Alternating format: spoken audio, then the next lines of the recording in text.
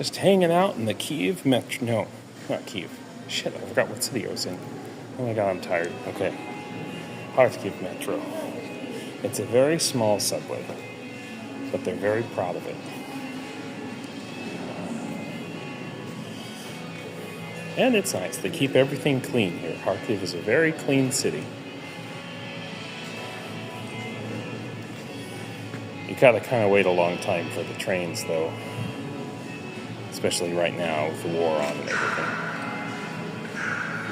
Maybe some of the metros are not as well decorated as the ones in Kiev, but they're nice. Oh, God, it's loud. Okay, here comes the train.